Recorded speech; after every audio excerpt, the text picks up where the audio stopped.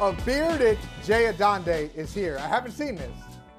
It's new. I like this is new. Is that what your students call you, Professor Adonde? Is it Professor Adonde or is it?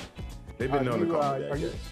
Cleveland is second in point differential, and Donovan might not be who you rank in the top 6 in terms of players. There's a lot of great players having great seasons this year, but I think he can get on a run where he can play like a top 6 guy in the playoffs.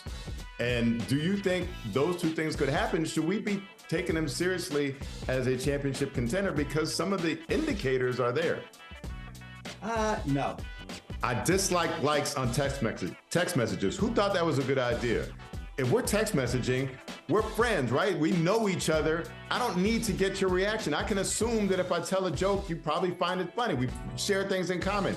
I don't need to have a like. I don't need to get an alert that you like something. I don't need, if I have my AirPods in and I'm walking and listening to a podcast, to hear that you liked my message and then to proceed to have Siri read the entire message that I already wrote, that I already know what it contains. I don't need to know that you like that. And don't get me started on emphasize. What the heck is that supposed to mean? That you emphasize a message that I sent? I don't need to know that. Get rid of this stuff. I have buddies, on other teams that are playoff contenders every year begging me, bro, come play for us, bro, come play for us, come play for us. And I keep telling them, like, I love you, bro, but there's something about, like, I'd rather just go down with the ship, if I had to, That's just how I was raised. That's just how I was brought up, that, no, I'm going to do it here. This is my team. And if that, I'm telling you what, it would have to take a big talking and to get me to play somewhere else if that time ever came, because I'm a Raider. I'm a Raider for life. If I went and won, I can go team up with a whole bunch of my buddies. We could have done that already, and probably won a couple championships, but I just didn't want to do that. I wanted to stick it out here and do it this way. Well, life comes at you fast. Sounded great. I'm sure he was sincere about it when he spoke to us back in Lake Tahoe in July of 2021, and that's when he became the official quarterback of Brother from Another. What does it say that our official quarterback is either going to be cut or traded? I guess that's kind of fitting for our show. He's going to be moving on. He said goodbye Mike, today, in case you missed it. Yes. Mike, what it says is that, everybody doesn't get us. Everybody doesn't get us and people like us. And so, I would look at it this. David Carr's got 9 years of success. David He's or got Derek? 3 Super Bowls. I mean, I'm sorry, Derek Carr. Derek Carr. Derek Carr. Derek Carr's got 9 years of success. 1/3 of his career, he's made the Pro Bowl. Josh McDaniels, what you got as a head coach? As a coordinator, you're good. But as a leader of men, I love when people say that. As a leader of men, what have you done? So, you blaming this breakup? Maybe Derek. You blaming this breakup on McDaniels? Yes, of course. Who else you gonna blame it on? Who else Derek you blame Carr. it on? All I know is Jarrett Stidham came in and looked better than Derek Carr has all season. Now, I will say this. For one game. Sure. Which, that says a lot about the body of work that Derek Carr put forth in 2022. I will say this, though. Here's what I agree with. Josh McDaniels is suspect as a head coach. We've talked about this. And you caped up for McDaniels. But I guess your loyalty is with Derek Carr because now you're throwing McDaniels under the bus in order to defend Derek Carr, which is fine. When did I cape up for McDaniels? I'm just wondering. When I said McDaniels, when did I do that? Maybe it was when I said a long time ago that maybe Josh McDaniels just ain't a head coach. Maybe he's just offensive coordinator for the greatest quarterback of all time. You're like, So, But, today, I get it. I get where you're coming from. What I will say is, maybe if they'd have stayed the course with Rich Bisaccia, who knows how this season would have played out. Maybe if they'd have left well enough alone, maybe they're better off this season as opposed to turning it over to the sexy new guy. Well, I guess not new guy. He's had 2 other jobs, one of them that he resigned from before he took it. But point is, maybe if the Raiders had stuck with Rich Bisaccia, got them to the playoffs last year despite all the adversity, maybe we're not here. But here we are. Derek Carr is due $40 million guaranteed, like 3 days. Is it before the Super Bowl? 3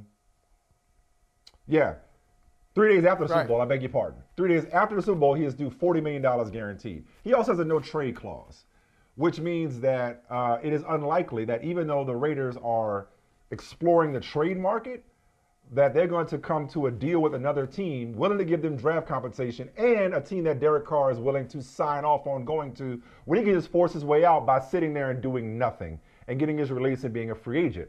When he becomes a free agent, what I'm saying to you is, we disagreeing off top today, I don't see the big deal with Derek Carr. Like him a lot. Good guy. Not a good quarterback. Respectfully. Now, is he is he better? You said he's not a good quarter. He's not a good quarter. He's a good quarterback. He's not a good quarterback. He's not great. He's not a good quarterback. No, he's not a good quarterback. He's a starting quarterback. Okay, in this league, there are elite quarterbacks. There are franchise quarterbacks. What happened to there you? are good quarterbacks, and there are starting quarterbacks. Nothing happened to me. What happened to Derek Carr? What happened? Listen, and I like the dude. I like him. That's what's so hard about it. And honestly, I think that has a lot to do with the commentary around Derek Carr. Is a lot of people really like Derek Carr. There are a lot of people that we both know in this world who are like not good at their jobs, but people like them, and so they give them passes and grace when they don't deserve it. That's too close. I don't think Derek Carr is very good at this point. I think he's a good dude, and he's probably a good friend. Ask Devontae Adams. Yeah. And he has moments. He has his moments. Hey, man. But for any of these teams that's thinking about Derek Carr, I'm here to tell you, and I hate to shit on the dude. I really do. It's like it's too early to be shit on, dude. I know. It's a tough day. He just said goodbye, and I'm already like let the doorknob hit you. But he's a tease. Hey, man. If the Colts go down this road again with another reclamation project, if the Jets think that he's the missing piece for them, Gary, if your Commanders go down this road, I'm telling you, you set yourself up for disappointment. He's just not that dude. He's just not. Hey. You know how Merch is that dude in The Best Man. You know, Merch said, "I'm that dude." Derek Carr is just not that dude. He's a dude, but he's not that dude. You know, is that hard to be harsh? I like him. And he's still our official quarterback because he gave us the time of day. I tell you who else ain't. I tell you who else ain't that dude. You ain't that dude because you know what? Maybe not. Maybe not. Maybe I'm the Derek Carr of sports commentators. Maybe I'm just a guy. I don't know. No, it ain't about commentary. It's away from the cameras. It ain't about the red light. It ain't about the performance. Like, you talking about Derek Carr, and I'm thinking about you because you're the one who anointed him the quarterback for brother from another. You're the one we had a ranking. Because he's the only quarterback we've talked to. Nah. We had quarterback. Any other quarterback? Who else? We talked to Matthew Stafford. Who else? Oh, that's right. We sure did. I'm sure we talked to other quarterbacks. We talked to others. Trey Lance. We've had some quarterbacks. Yeah, we've had some Trey Lance. Yeah, so, we've had some. What did I do? We had quarterback rankings last year. Yeah, we had quarterback rankings last year, and you had Derek Carr, same place I did, like just outside the top 10. Others receiving votes, honorable mention. I did not have him just 11. Outside the top 10. Last year. Oh, what? Last year? Year before? Okay, well, no, I never had it. No, I did not. Just outside of me, my rank? Hell no. Hell no, I did not. Find that clip. Hell no, I did not. I got it. But I'm just surprised. Would you be tripping over yourself to get Derek Carr right now? If you are, and these are some of the teams. The Jets, the Colts, the Bucks if Brady leaves. Really? Only team I could see doing it, even though they're in cap hell, is the Saints, because they have no path to a quarterback via the draft, and they got an old roster in a lot of spots. I know. That's the only team I could see. And the Dennis Allen connection. That's the only team I could see doing it. Other than that, my bad. I'm like, thanks, but no thanks. I'm just going to say this real quickly. My bad. I should have deferred off the top because I understand I'm talking to a quarterback who once beat Eli Manning in a high school football game. So I think I know what good quarterbacks look like. Thank you. I know you know what you're talking for about. Acknowledging the authority that I am. The eye test. When I apply the eye test to a quarterback, it passes with flying colors or fails as the case. I got that. Thank you for acknowledging my expertise in this area. I am acknowledging. I know quarterbacks, Michael. You know New York Times bestsellers. I know quarterbacks. How's that? Well, since you know quarterbacks, the numbers doesn't say he's bad. Can you just tell me quickly in a sentence, why is he bad? Why is he not a good quarterback? Because the numbers say he's I didn't say. Okay, wait, no. Okay, you did say he's not a good quarterback. No. Wait. There's a middle ground. Just because I said he's not good, you should not deduce from that or infer from that I mean he's bad. He's not bad. He's not good either. He's just or as the kids say, mid. I think I'm using that right. He's just mid. Like he just You know, and again, I like the dude, good dude. And it's like he's fine. But if you think he's going to take you to the next level, you got another think coming. It's not. That's not who he is. I wish him well, but the Raiders were like, enough's enough. We're moving on. And I don't blame him. And I don't blame him if he don't go along with a trade, because why should he? Fellas, I'm getting married. It's gonna be just like old times. Only better, right? Better. Hollywood has come a-calling. They want to make unfinished business into a movie. Our carefree college days on full display. I love it. That book caused a lot of drama. Get your popcorn ready. You need a change of scenery. So come with us to Quinn's wedding. It's guaranteed to put a smile on your face. Think about it. You need to find something you're passionate about. Redefine your purpose. I thought you found your purpose with that perfume commercial. Always in my playbook. Always in my playbook. Oh, wait, I'm sorry. We all make mistakes. And you gotta live with the consequences. I know what it's like to be a tired, overworked, exhausted mom. Wait, don't you have like 3 nannies? It takes a village.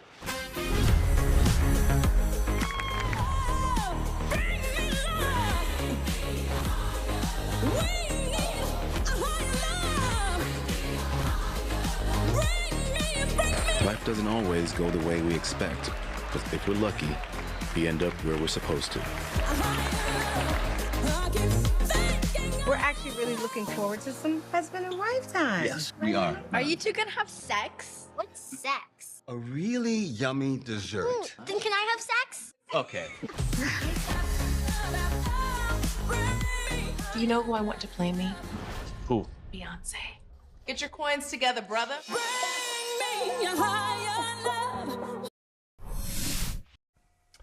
Oh, yes, that was the trailer for The Best Man, the final chapters. That Can We Have Sex, Mommy scene is my wife's favorite scene of the series, which, as we welcome in the creator, the writer, and the director of the Best Man franchise, Mr. Malcolm D. Lee, a day after his 53rd birthday. Belated happy birthday, brother. So good to see you. So good to have you. And congratulations on The Best Man, the final chapters being Peacock's first original project to make it into Nielsen's top 10 streaming rankings. And it is Peacock's biggest ever series debut, a mark or title previously held by Bel-Air. Black excellence is in full effect. It's so good to see you, man. Thank you so much for being here, and a lot to talk to you about, man.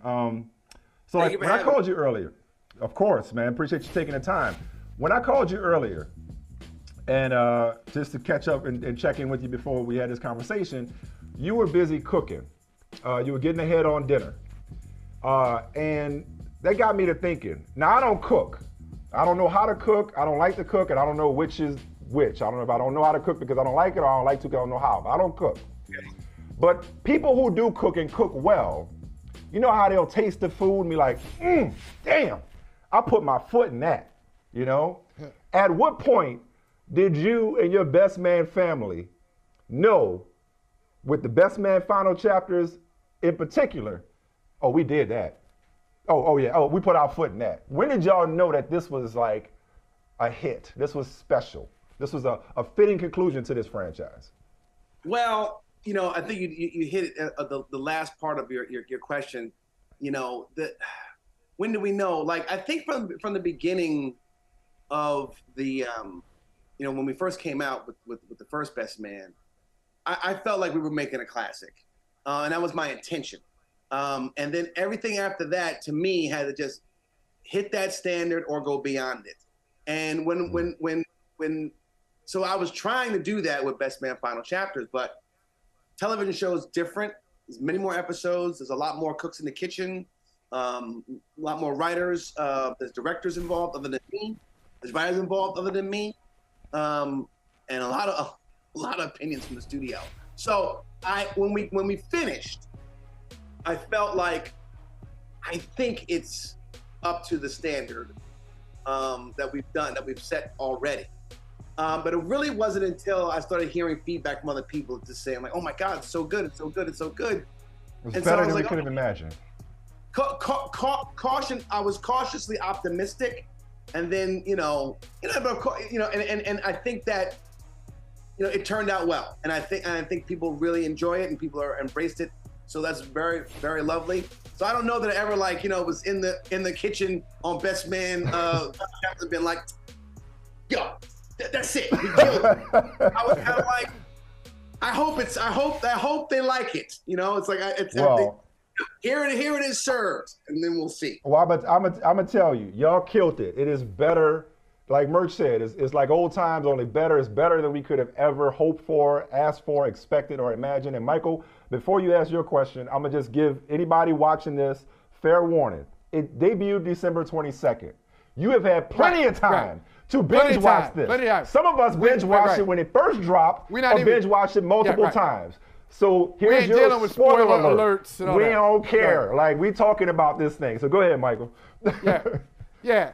I was going to say, Malcolm, I have spent the last, couple of weeks time traveling because I look at final chapters and I go back to Holiday, then I go back to The Best Man. I said, okay, let me just go back to 1999 and see how I feel about it. Okay, so I went back, listened to the soundtrack. Listen to the soundtrack from 1999. I heard my man Black Thought doing this thing in 1999. I went back, I read the reviews in the New York Times. Just to see, did they have any vision? They didn't about what this was going to become. No. And so you said earlier your intention was to make a classic off The Best Man. What was your expectation? What was your expectation about just the reception, how long it would live, what kind of cultural relevance it would have? What was your expectation? Just think back to 1999 Malcolm. I tell you what, I think that the expectation was that it was when I made it, right? When we were in the process of making it and when we got to the editing room and we showed it to audiences, predominantly Black audiences, we're like, yo, and by the way, made a very universal story that I felt could cross over, right? Could definitely cross over. I think I was ahead of my cast in that knowing that it was not going to cross over.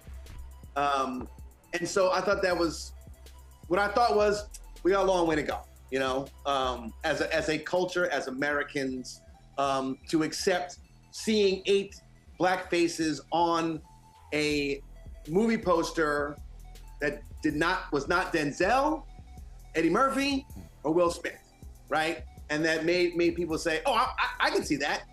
Most people who are not Black would like, oh, that's for Black people. So, but regardless, I knew the movie was special and I knew these actors were special and they could hold the candle to any working actor at that time. You know what I'm saying? Especially the ones who were their contemporaries, the Matt Damons, the Ben Afflecks, the David Schwimmers, the Jennifer Anistons, what have you, right? I thought my cast was just as good as those actors.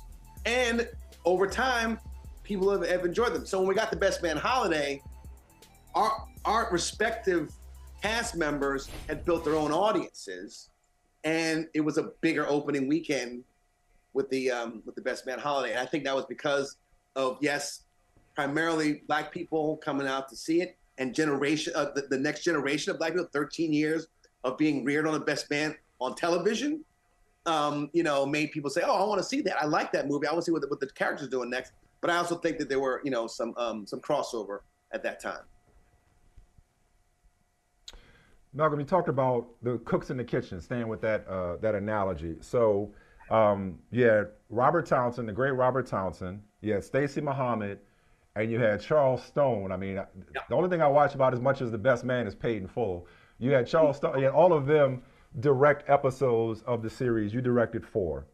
But you also brought in, from Insecure, Dana Lynn North as EP and showrunner. And I was reading about how she came in as a fan of the franchise like the rest of us and wanted to tell deeper, richer stories about the women in the show, the women characters.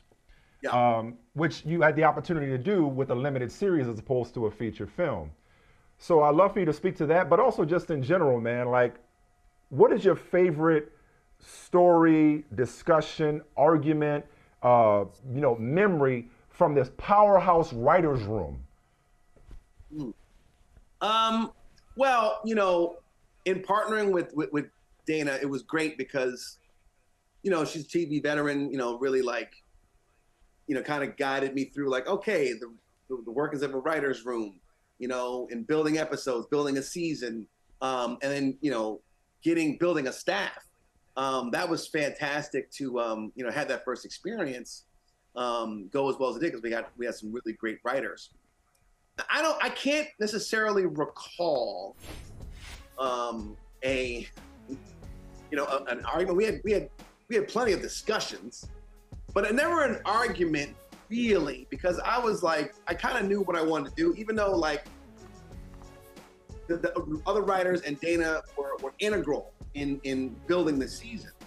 I knew how I wanted it to end. It was some of the stuff that's in between and some of the engine of what we're going to propel this story forward. That was, very much Dana, saying, hey, we need something to kind of have this thing going. One of which things was turning unfinished business into a movie, right? That to be a constant thing. But I've never really wanted it to be way up front. I wanted it to be a background kind of thing and really just tell the story of these characters. And yes, we got to be more expansive with the women, but that was to be expected. Because there was more room, and these actresses are great, and they deserve. And I pride myself in any ensemble that I've ever done, every character having their moment. Just so happens that in this, show, they were able to do it, with much more screen time. But arguments in the writers' room, healthy arguments. I can't. It was all. Listen, we were gonna have 10 episodes, right? It ended up being 8 because time crunch and limited, availability of some actors. So that was a big thing that we had to go back and do, and there was a lot that went down, in terms of trying to get this thing off the ground. And it wasn't all in the writers' room. Writers' room was great. It was being in that environment was really great because all these writers really love The Best Man, the legacy of The Best Man, and they really gave their all. Now, sometimes they get off track and say, well, da-da-da-da. I'm like, no. Harper would never do that. Or Robin would never do that. Or Jordan, no. That's not, but here's I created them. I was saying I really want to give Jordan, everything. I really want her to have, everything in this thing. And Dana's what does that mean exactly? What does having everything mean? Does that mean having a man, having a career, having all? And, sometimes, and that's when we came to the conclusion, Jordan at the end chooses herself, she chooses herself over, this job that she's been coveting for so long, this career that she's been, building. And it's you know what? I'm gonna get myself together, and then I'll figure out what I want to do. I want to choose me, and then I can figure out what I do everything else. And there definitely was arguments about Harper and Jordan, Harper and Robin, and a lot of Team Jordan in the room. There's mostly women in the room. A lot of Team Jordan, they should be together. I was and we came up with this analogy about. Because I was no, they're not going to be together. They're going to have their night, they're going to have their thing, but they're not going to be together because Harper's coming off of this divorce, and it's just she'd be the rebound, right? And it would ruin their friendship in the whole 9 yards. But what we came up with in the room was that, you know what? There was one of our writers, I think coined this phrase, her name was Zoe, and Zoe was in a relationship, there are plants, and there are gardeners, right? And somebody in a relationship has to be the gardener to water the plant, and the plant has to be able to have room to have sun and water and growth and love and da-da-da-da. And both Harper and Jordan are plants. Neither one of them are gardeners. Neither one. Interesting. Yeah. Yeah. So Jordan's not going to be anyone's gardener, and she needs to be watered, and so does Harper. So that would be a disastrous I mean, they look good on paper. They look good on paper, but yeah. I love that. Quick follow up on that theme though of showcasing the women in the series in the franchise because you have more time and room to do it. I've read where Melissa D'Souza came to you and said that for Shelby, she wanted more. She wanted deeper. She wanted more layers to that character, which you said you were going to do anyway. My question is not necessarily about Shelby, but more just about the relationship that you have, not just with your fellow creatives in the room where it happens, but also with this cast going back so long, the trust that you have in them. Like, how much creative input do they give? Do you receive? It's now like, they're basically quarterbacks that know how to run your offense, so to speak. Yeah, it's interesting. Sometimes they have great ideas that are additive to their characters and the show. Sometimes they have ideas that are only additive to their character and they can't be sustained in the show. Sometimes they're not trusting what's on the page and knowing what I've been planning, or because I get to think about this for years in advance of them getting it. But at the same time, yeah, of course I have to trust my actors. They have to trust me. It's a two-way street. I give an example, like, a couple of times that Morris pulled me to the side, I was like, you know what? I think I need a little bit more, in here about my relationship with Jasmine, right? Like, it just feels like it's kind of like, coming and going. I'm like, you know what? That's a good note. Because it's 8 expansive episodes. You're kind of like, oh, you know what? Let me think about that. See how and there were other times where he was like, I think I should be in this scene. I was like, no, here's why. And Terrence and Melissa at the beginning were like, God, they shouldn't even get married at first. They should get to know each other. They've only been like having sleep together. And I said, guys, there's been a wealth of goodwill invested in these characters for 2 movies. And as I remember listening to the table read the first time, I was like, okay, we're 100% rooting for Quentin and Shelby to get together. Don't you worry about it. I'm going to craft it in a way that's going to work. They're like, I don't know. I'm like, and then I remember this distinctly. We shot the reception. We had, and the wedding scene was shot like right before. And then Terrence and Melissa were about, they were like, they were just smiling, and Terrence was like, man, this was good, man. This was good. I'm like, yeah, thank you. I know. Right?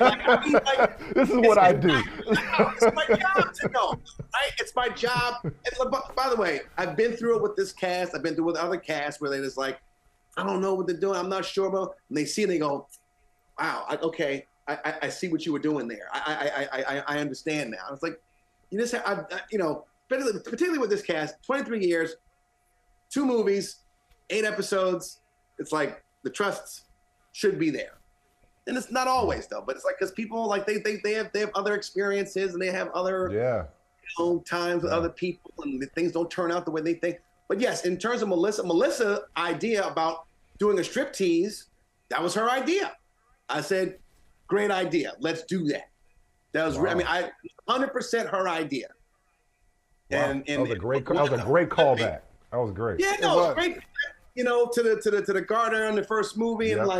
I'm like, you know what? That's a great idea. Let's and Candy, the garter in the first movie, and Candy, both of them. Yeah, absolutely. 100%. Yeah. Malcolm, Mike and I, we've known each other for a long time.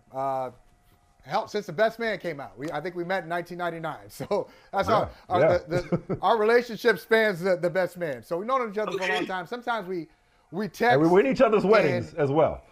Yeah, we're in each other's weddings. Curious. Yeah, we text in movie lines sometimes. We always talk about, hey, what part was in the script and what part was just the moment just taking over. And I'm telling you, there's so many moments. I was watching it with my wife. I was like, damn, that was so real. I wonder, was that written that way? Did they take over? And I'll say a couple of them. One, when they were arguing in the kitchen, hey, you never supported me. How about that thing you did? You wanted that, and you never even went there. They're going back and forth between Harper Harper and Robin. And another one, another one was Lance and LJ, where LJ is talking, saying, "Hey, I dare you, say it. Go ahead and say it." I was like, "Ooh, I felt that." Is that one of those situations where you wrote that and said trust it, or was it let's see the moment play out and just take it for what it calls for? Well, I will say the two scenes you're referring to were written. They were both written. There may have been a word or a thing changed, but not a lot. I mean, see, that's what's so great about getting great actors to embody the characters and speak the words, right? They do make it their own, but it was scripted in that way. I think that, even that big argument, that all the friends have in the last episode. Ooh. That was Clarence Thomas. The Clarence Thomas one. No, the Clarence and the Kunta Kinte, that was unscripted. That was okay. They started improvising on that. So, and that was that particular section where they were like throwing those barbs at one another. Yeah, that guy got ugly, and the guy that was actually the mildest thing that Tay said, to her. I was like, let's not disparage our African brothers and sisters. Okay. But even just that scene though, like, what was the energy like on set for that scene? Because that was one of the realest scenes I've ever seen in terms of like friends, right. Like everything coming out at once. Yeah, like that was the thing, man. Like we knew that, and this was a network and a studio note, because it's like, okay, like this is a group, this is a friend group, right? And they've been friends forever. So how put the friends in crisis, it's like how, and then pose the question, is this friendship going to be able to last? So like, let's push the envelope, right? Like Robin's got to come in there with a head of steam, right? And like, she's controlling the narrative, and we did handheld shots and whatnot. So it's one of those things that you give the actors the material, you rehearse it, you rehearse with your camera people, and then stuff just starts happening. You start to like, the energy starts going, and then like you say, okay, push it, do another, and like just let it all hang out. And then like then you can always pull back and choose takes or whatever. But it's and they were all game for it, and like there was actually like a little, kind of even crazier. Like there was one thing at the end there between Shelby and Jordan that got a little bit more heated, and they just once you turn them on and you start saying some words, it's like oh I wasn't expecting that. Keep going, Bill. Keep going. Keep rolling. That's gold. Well, I got one more thing on this theme, and then we're gonna take a break and bring you back because we got some deeper stuff to get into. The one I thought you were gonna say, Michael, which is probably my favorite among many moments, probably my favorite moment because it was just so perfect. The last card game, the last spades game, when Harper's down in the dumps by himself and the fellas come over and set up the spades game. Yeah. And Lance, Morris Chestnut, says, I'm about to run a Boston on you. And they all start cracking up. Was that improvised or was that scripted? Because that was the perfect. That was perfect. Oh my God, that was perfect. That was so perfect. It was so good. I'm so glad he said that. And like, it was so pure, and their reaction to it was pure, so an interesting thing about that scene, Terrence Howard was not there that day. Then when we shot that, no wonder we didn't. We had to reshoot just his part with green screen. So like, whenever you see the back of Terrence's character with the hood, it's somebody else. That's smart. That's smart. But that's the magic of film and television. Business. But yeah, I mean, because I love that. Yeah. That was, that was a scene that like, and I'd written a scene to follow that, like, like where Harper always talks about, his regret and whatnot. And Dana, and to her wisdom, was like, you don't need that. This scene tells it all. Without, I'm like, okay, you know what? You're right. Let's not do that. And I wanted very minimal words. I wanted minimal sounds in there. I didn't want the music to come on until Merch turned it on. And just, very, very few things that needed to be said. And honestly, my editor, Gershon, who's a brother that actually he and I were both, he was the intern and I was Spike's assistant on Clockers. And then on the first Best Man, he was an assistant editor. So then to come to do episode 6 and episode 8 as an editor, he did those. But he's the one that actually put in Earth, Wind, and Fire song, Keep Your Head to the Sky. And I thought, I love this song. Is it too on the nose? I was like, you know what? It's beautiful. Let's do it. Oh no! Listen. I mean, all right. When that came on, when that note came on, note came on, like, keep your head to. I was like, okay, I'm done. Yeah. I'm done. I mean, I'm done. Oh, wow, what a great selection too. We are just getting started with Malcolm D. Lee. What a collaborator you are. That's my biggest takeaway from this first part of the conversation, is how you know what you know, but you also know how to listen and accept suggestions, man. It's fascinating.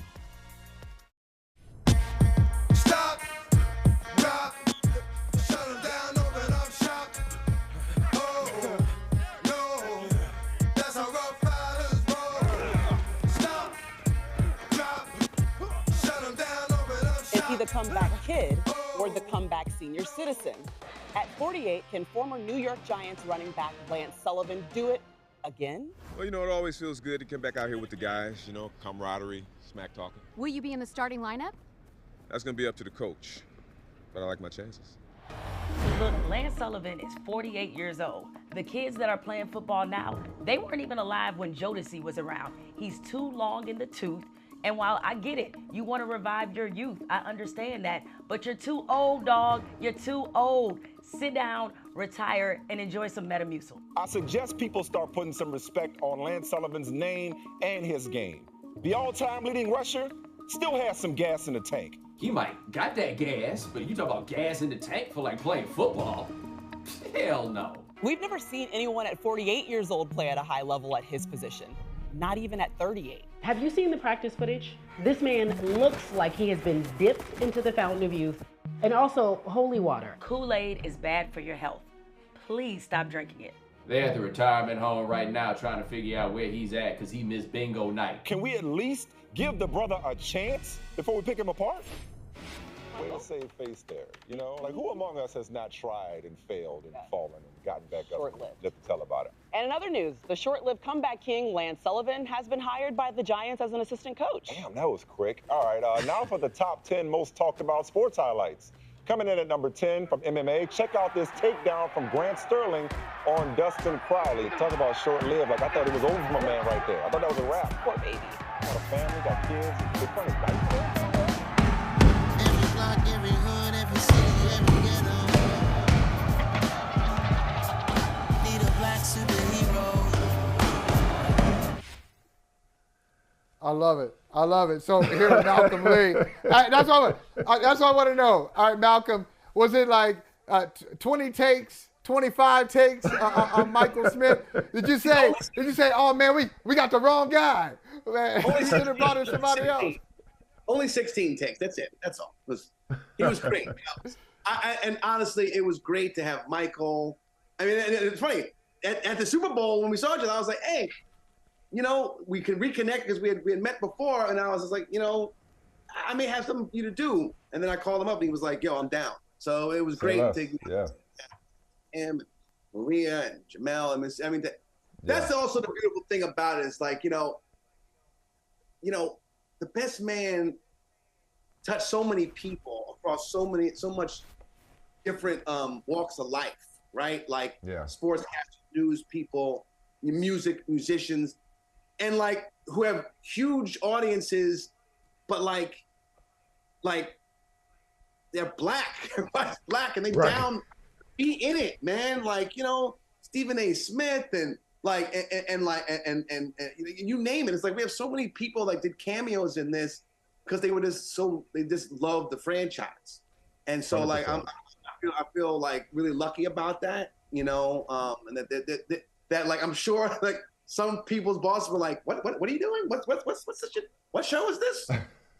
Oh, 99 and two movies. I never heard of this thing, you know.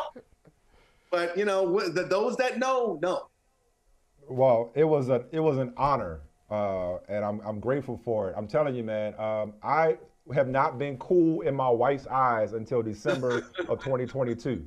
Like nothing I have done has ever like measured up to being in The Best Man, the final chapters. So I appreciate you including me in this.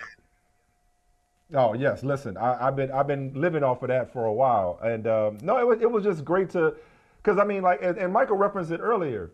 We speak Best Man, you know, it's like it's one of those movies that's like referenced as part of the lexicon. Like we don't even know we quoting The Best Man at this point. Yeah, it just comes out so naturally. So not only did you guys, you know, blaze a trail for Hollywood in general and Black Hollywood in particular. And black actors and directors and creatives and storytellers, not only did you represent black people in a way that had not been represented much, if not at all, on screens, big or small, but you inspired people in completely different industries to be their unapologetic, authentic selves, and to find inspiration and enjoyment from your work that shaped who I am. Like I was in college in 1999. So there are friends, as you've heard this before, everybody compared their friend group to The Best Man friend group. Everybody compared their dynamic to The Best Man dynamic. And so this was a formative, definitive work. If I may quote another Nia Long movie, this one with Lorenz Tate, when he is quoting George Bernard Shaw, the goal of an artist is to create the definitive work. And my brother, you have done that. Thank you. Yeah, no, I mean, I'm gratified that people feel that way.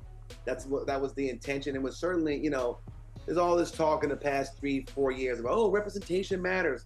Yeah, it's always mattered, right? Like that's been my goal, like to represent us in a way that I felt was authentic, not necessarily positive. There's all this talk about in the night, we got positive images. Like I'm not so much into positive images, but what I want is authenticity.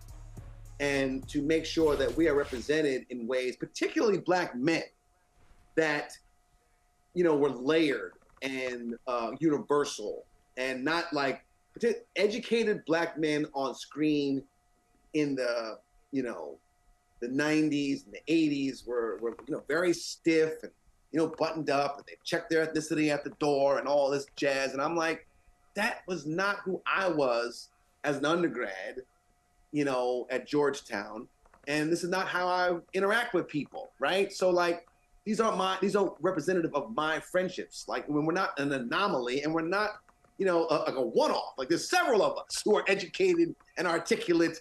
That's a compliment, but you know that all like have lives and have hang-ups and all kinds of stuff like that. So you know, that's what my intention was, is to like represent us in that way. You know what, Malcolm, to that point, I was going to say this when we were in the break, but I'm glad I didn't, because I want to bring out, I'd rather bring it up now and just let's get an organic conversation going about it. I was blown away in a good way by Murch's response to the premiere. I mean, he was brooding.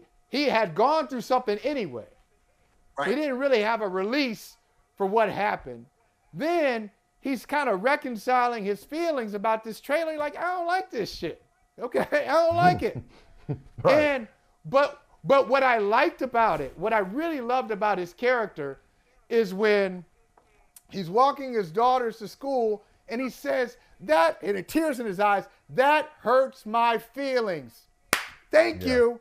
It wasn't it wasn't a profane response. It wasn't I feel this way, but I'm going to act in another way to masquerade how I'm really feeling.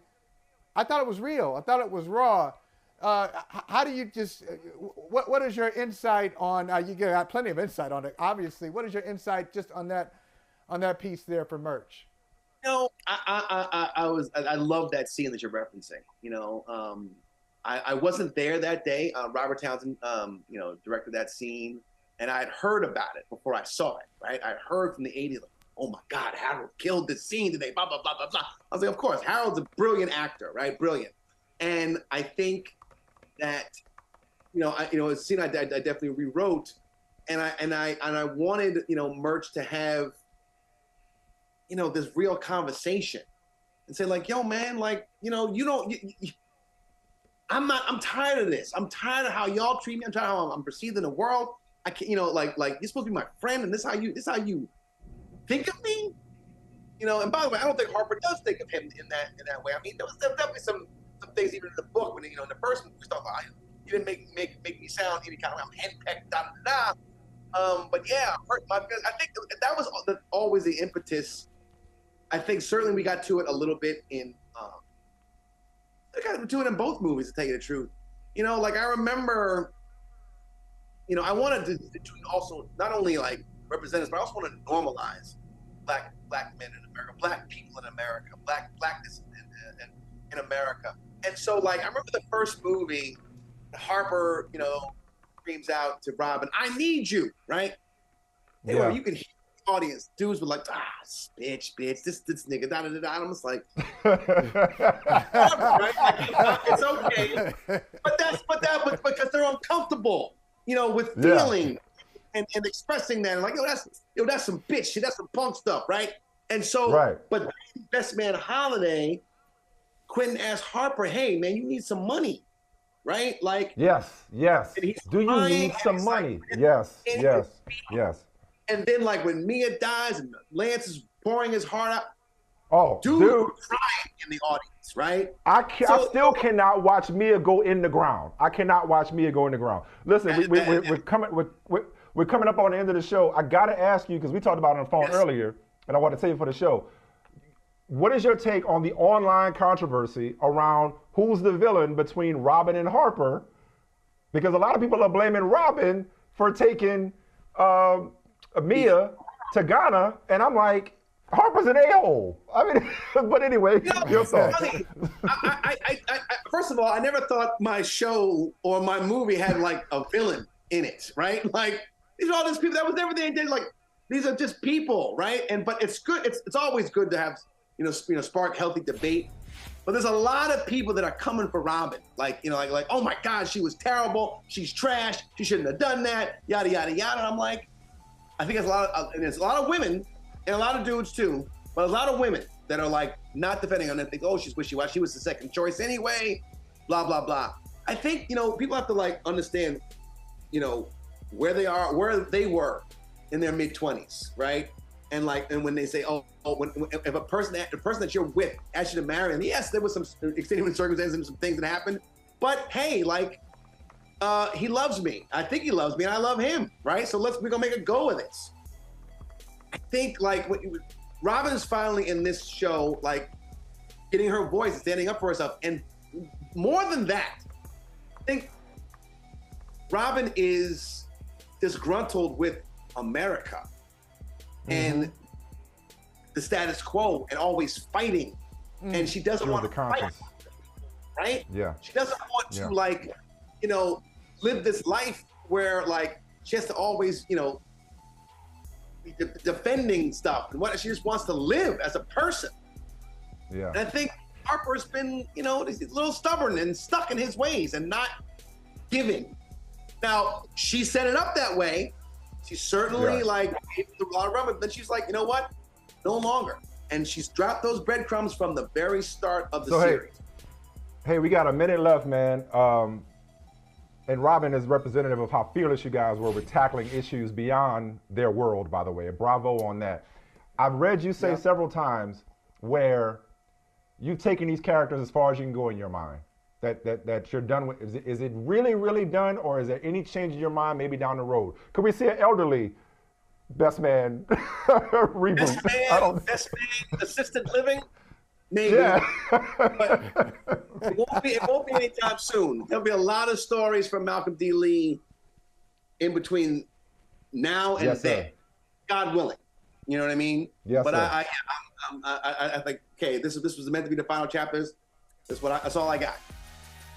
Well, we appreciate all your work. Girl Appreciate Trip, you, Roll man. Bounce, Appreciate Undercover Brothers, Soul Man, Night School, Space Jam, New Legacy, and obviously the Best Man franchise. Brother, thank you so much. Here are your flowers. Please receive them. And take a moment. I know you worry about what's next, but the culture loves you and thanks you for this, man. Appreciate you, brother. I appreciate you guys. Thank you so much for having me on.